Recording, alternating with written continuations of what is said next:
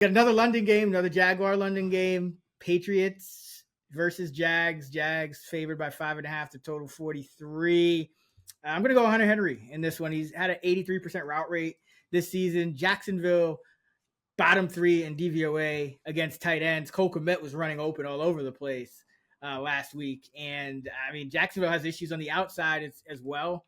So, we know Drake May is not going to check it down as much. So, Hunter Henry, he always is kind of, when the Patriots have functional quarterback play, he always tends to be either their leading receiver or their number 2 receiver. So I think he could be on the up, and he could be trending up with Drake May at quarterback, especially since they're still splitting their wide receiver snaps between, 4 or 5 guys. So give me some Hunter Henry in London. Sir Henry. Main slate, Eagles at Giants. This is Daniel Jones' home game, which never seemed to go as good as the road games. Giants 3.5 point dogs, total 43.5. What do you like?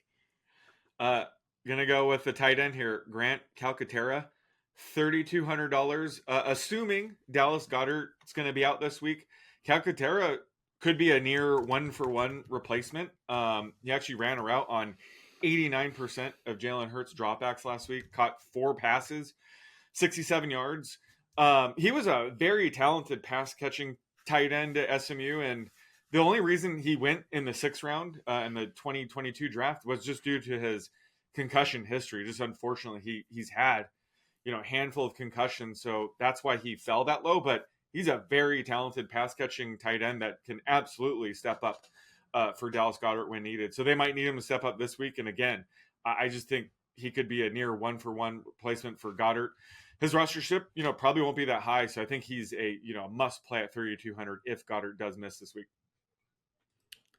Yeah, I noticed that he popped off last week, and yeah, he's got some pass catching chops. It would be Jack Stoll would be the blocker if Goedert is out. Yep. So yeah, like that. Miami at the Colts. Colts favored by a field goal, total 43.5.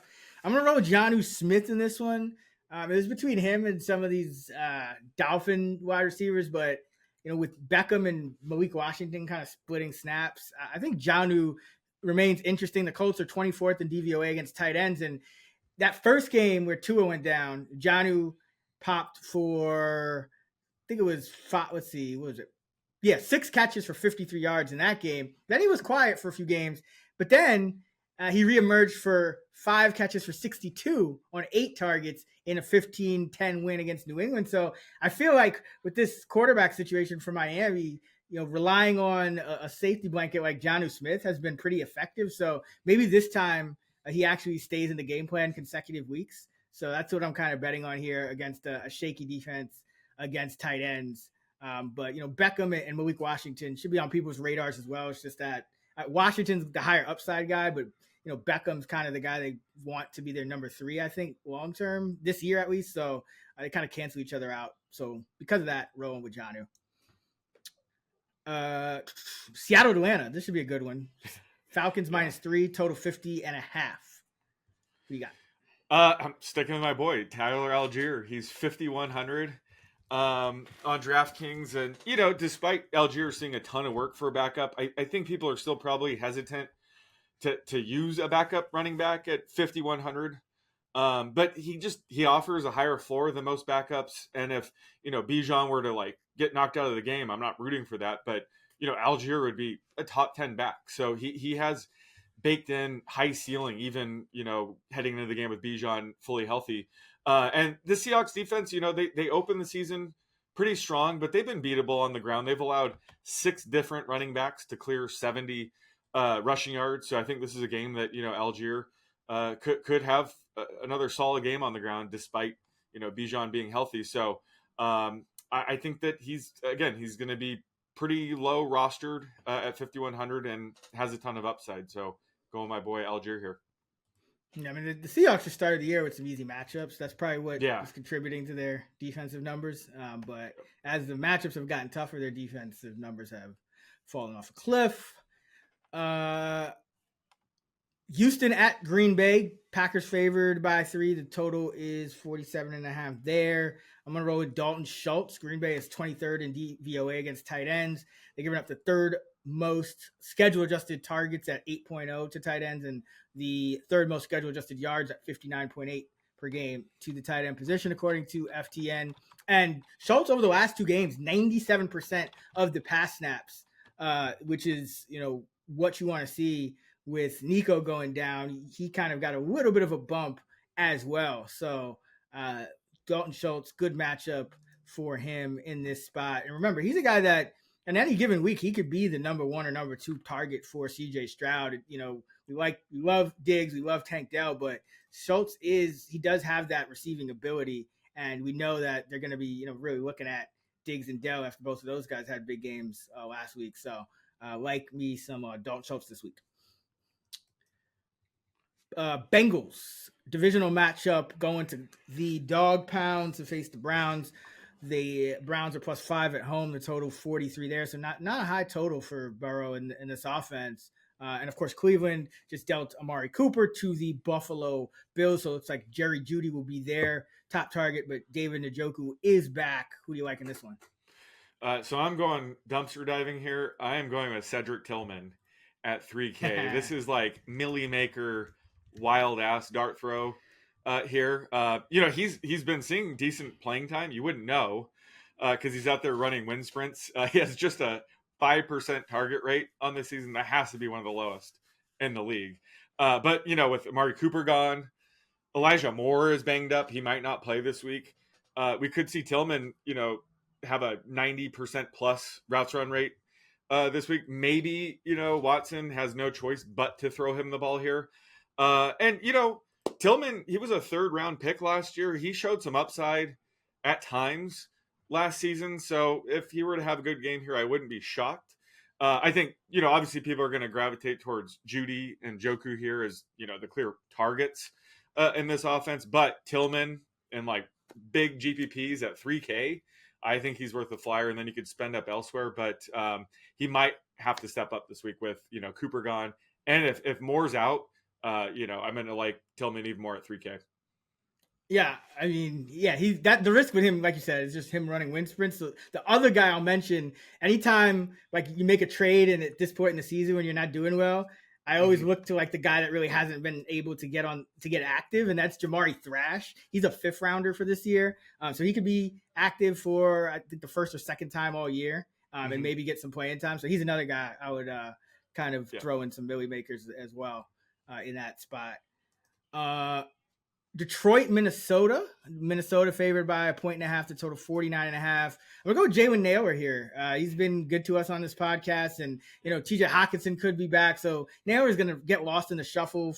But he's 4,500, and I like him as his wide receiver 3 matchup more than Tim Patrick's for Detroit against Minnesota.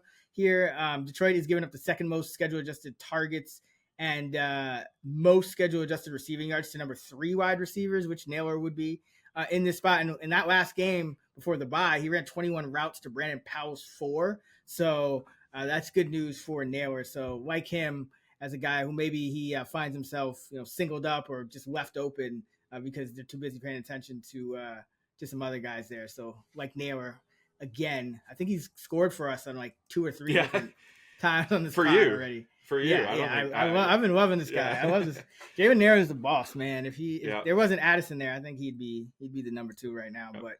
But Titans at Bills. Bills favored by 8.5. The total is 42. Who do you got?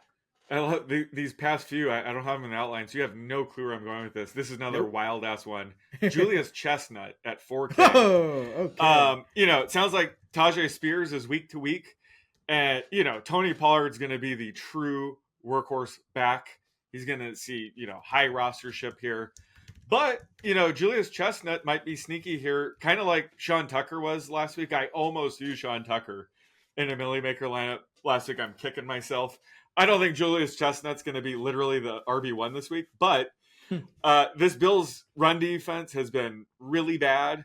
And I think, Chestnut, he's not going to inherit the full Tajay Spears' role, but he could get a decent chunk of it and see 5 to 10 touches here, especially if there's garbage time. If the Titans get blown out, it'll probably be Chestnut out there in the fourth quarter. So at 4K, why the hell not? In these massive GPPs, if you want to get crazy, his rostership will be probably below 1%. But again, the opportunity will be there if Spears is out this week, which it's looking like he will. Yeah, and Pollard, they always say they don't want to overwork him. So I mean, true. There probably is going to be some type of cap, you would think, on his usage, on his snaps, which would open it up for Chestnut. Carolina at Washington. Commanders favored by 7.5. The total at 52. Got to go with my boy Zach Ertz here, 3,900, 80% route rate on the year, coming off a season high 68 receiving yards, and 8 targets the game before, season high. Last game stopped at the 1 against Baltimore, only got in, so should have had 69 and a touch last week. And Carolina's 26 in DVOA against tight ends, so might not be as pass heavy of a game script here, but the matchup is still good. Ertz is still running a ton of routes, and Washington is just splitting snaps between all their other wide receivers outside of Terry McLaurin. So at this price, I'd rather just get the guy who's going to be on the field 80% of the time than try to guess. But McCaffrey, Brown, Zacchaeus, and Diami Brown are all in play as well. But you're just essentially guessing at this point with those guys. Vegas at the Rams. Rams favored by 5.5. Total 43.5. We got Trey Tucker coming off a 0 catch dud, which is always a good time to kind of buy back in. He has a much better matchup here against the Rams. Unclear if Jacoby Myers will be back, but Devontae Adams is gone, so Trey Tucker is going to be at least a top 3 target the rest of the season.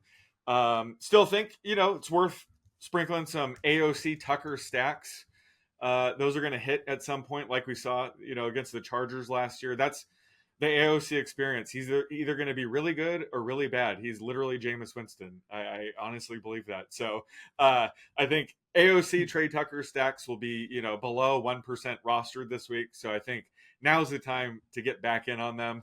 Again, GPP only plays here, but I think Trey Tucker will bounce back after the dud last week. Yeah, and he's got some upside too, so I like Trey Tucker. Yeah. Kansas City at San Francisco, rematch of the Super Bowl. Niners favored by 1.5, total 46.5. I was gonna go with Noah Gray, but you inspired me with the coming off. I love taking guys coming off the no catches. Let's go Justin Watson. Everyone's Juju's being ranked as a top 30 receiver, but we know he's on his normal expectation for the amount of routes he ran, which was 29, which was, by the way, was the same exact amount as Justin Watson, would have been about 47 yards. So, and Juju put up a buck 30. So he's probably going to disappoint some people. Justin Watson coming off a 0 catch game. People might think, he got demoted, but he got exactly the same amount of playing time as Juju. And he's still going to be more of the deep threat, more of a deep threat. The Chiefs have been, throwing short this year more than usual, but he's going to be more of a deep threat than Juju. So perfect for a tournament. And this is probably the low point for him, because he usually gets at least 1 catch. He never dies. Like we were just talking about, MVS got released. He probably goes back to the Chiefs so they can get their preferred, Watson and MVS running wind sprints, down the field. But they got Worthy for that, I guess. But Watson still, I think coming off a no catch game, perfect time to buy in with everyone high on Juju.